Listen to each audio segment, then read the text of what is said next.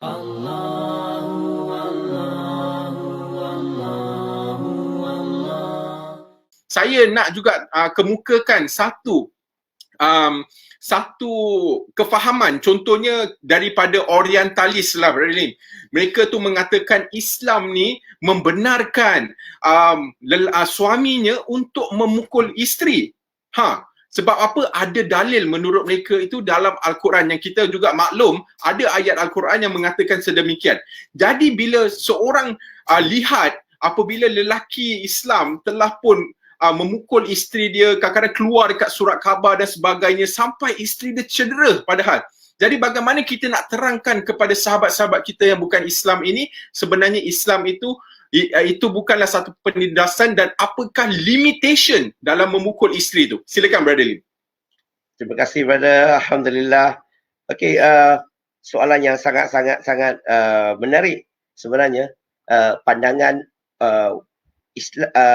Islam membenarkan lelaki atau suami memukul isteri. Saya rasa lebih kepada suami memukul isteri, bukan lelaki pukul wanita. Mungkin soalan itu dia begini. Yang pertama, untuk peringatan kepada semua lelaki di luar, okey, kita lelaki ni, okey, kita ni bukan hakim tau. Kita ni bukan penghukum, orang yang menghukum orang. Okey? We are not the judge. Okey? Neither we are the prosecutor. Kita bukan orang yang prosecute kan. So kita kena ingat. Dan untuk isteri kita ni adalah proses untuk kalau ada apa-apa kelemahan, kecacatan dan sebagainya, ataupun apa masalah, itu adalah proses kita untuk kita mendidik, membimbing mereka. So this is a concept.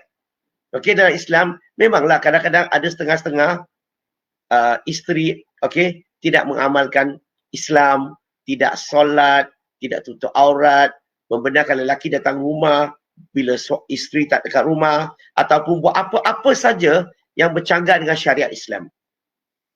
Okey, so lelaki kena faham, untuk lelaki yang nak didik, yang nak bimbing isteri, dia kena sendiri berusaha untuk mengamalkan Islam. Dia kena usaha untuk menuntut ilmu. Sebab dia akan jadi ketua, dia akan jadi imam di rumah, dia akan didik isteri dan sebagainya. So pentingnya, first, laki tu mengamalkan Islam dulu. Itu yang pertama. Yang kedua, bila kita lihat ayat Quran tadi yang disebut tadi, suami pukul isteri, kalau kita faham konteks itu, dia rujuk kepada nusyus. Berarti isteri tidak taat kepada suami lah, senang cerita.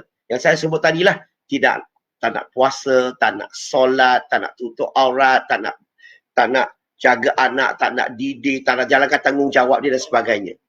So dalam Islam kita ada sistem. Bukan kerana itu kita pukul. Ingat lagi tak? It is a process of guidance. Macam kita nak didik isteri, nak didik anak. What do we do? Apa yang kita buat?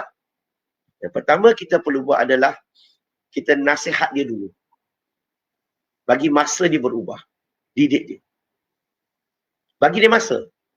Dan kalau dia masih lagi tak berubah. Dalam Islam apa kita buat? Apa kita buat? Yang dalam Islam ajar kita boleh asingkan tidur. Biar kita tidur atas katil, biar dia tidur bawah tanah. Bukan. Itu gurau. Maksudnya tidur asing saja. Okey? Yang ketiga, kalau tak berubah lagi, apa kita buat?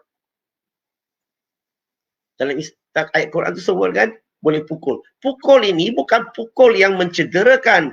Ingat lagi tak? Didikkan is to educate. Macam kita didik anak kita. Kita pukul anak kita nak cederakan dia ke kita nak didik dia? Kita nak didik, kita bukan nak cedera. So if part of the education, didik anak pun begitu, didik isteri pun begitu. Is educate. Bukan fokus kepada nak mencederakan. Dan kalau itu tak berubah lagi, kita ada cara lagi. Macam mana? Kita boleh melibatkan mak bapak perempuan itu untuk pujuk anak perempuannya. Kita boleh cari ustazah yang dia suka. Mungkin yang dia yakin. Untuk minta bantu untuk menasihat dia. Kita boleh buat laporan, hantar ke kadi. Boleh buat counselling. Kita boleh cari orang yang, kawan-kawan wanita yang amalkan Islam yang dia suka, yang dia hormati. Untuk bantu, untuk menasihati. tujuan semua ini, the main objective is kita nak menyelamatkan keluarga itu. Sebab apa? Kalau isteri tidak mengamalkan Islam, macam mana anak nak amalkan Islam? Sebab isteri yang akan luangkan banyak masa dengan anak. Berarti kalau isteri sendiri tak tutup aurat, you expect anak perempuan tutup aurat ke? Isteri tak amalkan Islam, you expect anak dia amalkan Islam ke? So isteri tak ajar, end of the day apa berlaku? Kita lelaki, majoritinya, secara umumnya, kita akan keluar untuk cari rezeki. Okay, kita keluar cari rezeki. So isteri meluangkan banyak masa dengan anak. So the point here, the main point di sini adalah, the main point di sini bukan untuk mencederakan. Apa, is part of education. Sebab itulah dalam hadis sahih, Nabi sebut, suami yang baik adalah suami yang tak akan pukul isterinya. Berarti, is education. Bila kita nikahi mereka, nikahi dengan elok. Kalau ada apa perbezaan pun, kalau tak boleh bersama pun, kita lepaskan mereka dengan cara yang baik. Bukan cara yang mencederakan, cara yang pukul. Apa standard? Kalau lelaki nak pukul wanita, kalau mau gaduh, pergilah ke langgang. Cari lelaki untuk tumbuk. Bukan cari perempuan. Itu tak standard. Lelaki pukul perempuan memang you are low class, man. Memang tak standard. Formula. Okay? Kita didik, kita cakap. Tapi jangan naik tangan. That is not the right way. So, saya rasa ramai orang salah faham. Dia hanya tengok ayat itu saja, terus dia buat keputusan. Pukul mean boleh gunakan baseball stick ke, bat ke, ataupun gunakan apa-apalah, kayu ke, apa jenis ke, dan nak pukul. Bukanlah begitu. It's not like that. It's not like that. So, itu mungkin suatu salah faham. So, kita nak beritahu dia, it is part of the education. Okay, for the husband to educate the wife and the children.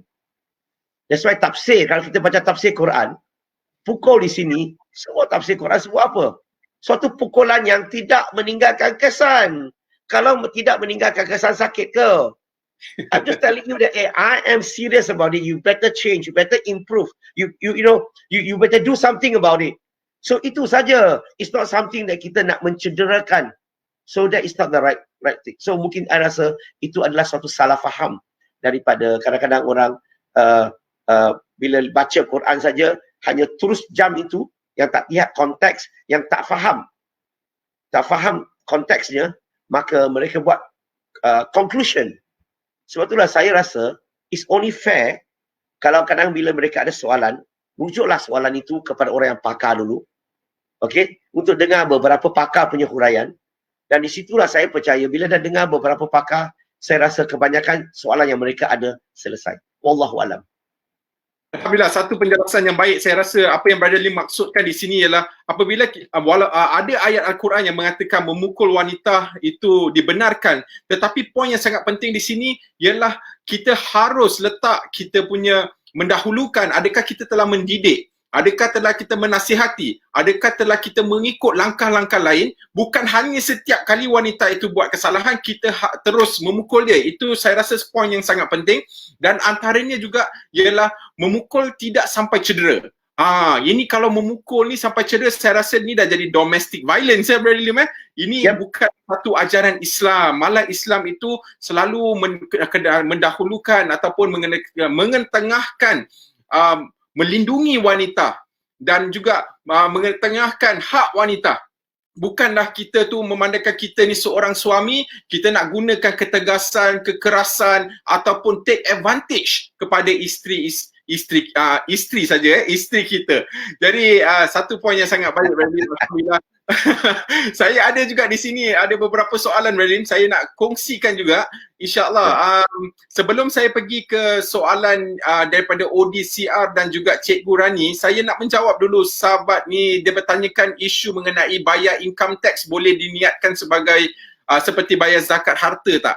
Okey, ini saudara Hisham, insya-Allah kita akan menjemput satu pakar dalam kewangan Islam, iaitu saudara Ustaz Ezri Fahmi, insya-Allah, di mana dia akan ada sesi live setiap hari Khamis malam bermula jam 8 malam. Jadi sahabat Nur Hisham bolehlah bertanyakan soalan ini kepada dia, dan mungkin, dan terutama sekali kita bukan pakar bab ni, dialah yang lebih pakar, insya-Allah boleh lebih lanjut minta penerangan kepada dia ya.